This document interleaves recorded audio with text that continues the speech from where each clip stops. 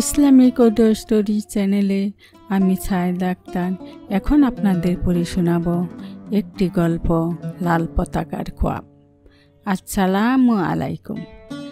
হাফিজুল্লাহ আমিনের শাসনের 3 মাস সময় পর্যন্ত বিদ্রোহী জনতার অবিরত সংগ্রাম চলতেই থাকল। এতদিনে রাশিয়া ভালোভাবে বুঝেছে যে মুসলমান ঘরে জন্ম নেয়া নকল কমিউনিস্টদের মাধ্যমে তাদের সুখের স্বপ্ন বাস্তবায়িত হবে না। তাই দাউদ তারাকে আমিনগঞ্জকে দিয়ে মোটামুটি রাস্তা পরিষ্কার করে এবার তারা খোদ সোভিয়েত রাশিয়ার বিশ্ববিখ্যাত সর্বাধুনিক সমরাস্ত্রে সজ্জিত সৈন্যবাহিনী দিয়ে আফগানিস্তানের মাটিকে তুলুধুনু করে দেবে।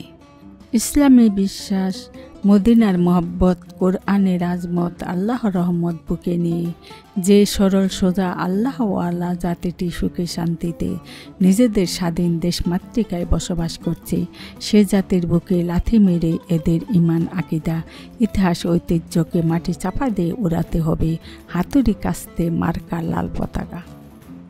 যেভাবে 1917 সালের অক্টোবর বিপ্লবে তারা কেড়ে নিয়েছিল মধ্য এশিয়ার বিরাট বিশাল মুসলিম সাম্রাজ্যগুলো, Kazakhstan, Turkmenistan, Tajikistan, Azerbaijan, Uzbekistan এবং কিরগিজ রাজ্যের ঐতিহাসিক তাশকন্দ, বোখারা, সমরকন্দ, শাস, ফারগানা, মুরগেনান সহ শত শত এলম ও হিকমতের কেন্দ্রে চালিয়েছিল পশুবাদের দুর্দান্ত তাণ্ডব।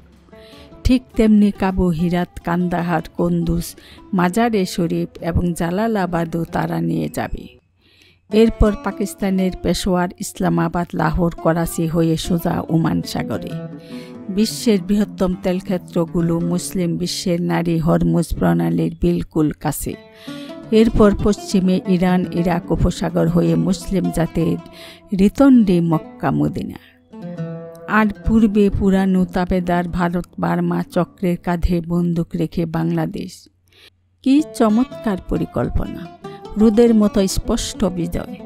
কিন্তু আফগানিস্তানে যে বিশ্বের বৃহত্তম পরাশক্তি সোভিয়েত রাশিয়াকে এত মূল্য চুকাতে হবে তা যদি তারা জানত, হায়, শক্তির অহমিকায় অন্ধ মানুষগুলো যদি একটু ভাবত যে আল্লাহ একজন আছেন, জয় পরাজয়ের ফয়সালা জমিনে নয় বরং আসমানেই হয়।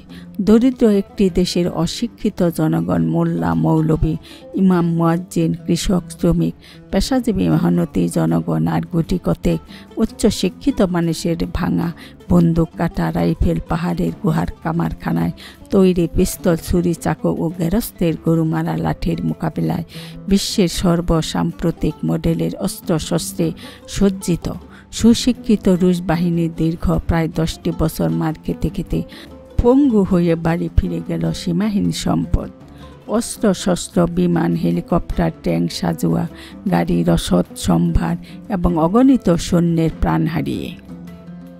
রাশিয়ার নেতা মিখাইল গরবাচেভ বলতে বাধ্য হলেন, আমরা আফগানিস্তানে হামলা করে ভুল করেছি। এরপরও কি বিশ্ববাসীর সামনে স্পষ্ট হয়ে ওঠেনি যে শক্তির দম্ভ চূর্ণ হতে বেশি সময়ের প্রয়োজন হয় না? আল্লাহু আকবার এর চেয়ে বড় সুপ্রিম পাওয়ার আর কিছু হতে পারে না।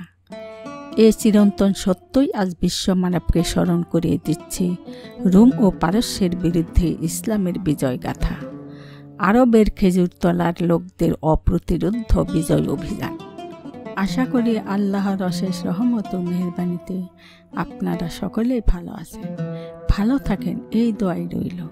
আর সেই সাথে প্রতিদিন নতুন নতুন ইসলামিক ভিডিও পেতে এবং ইসলামিক জ্ঞানের চির নতুনত্বকে উপলব্ধি করতে অবশ্যই সাবস্ক্রাইব করবেন।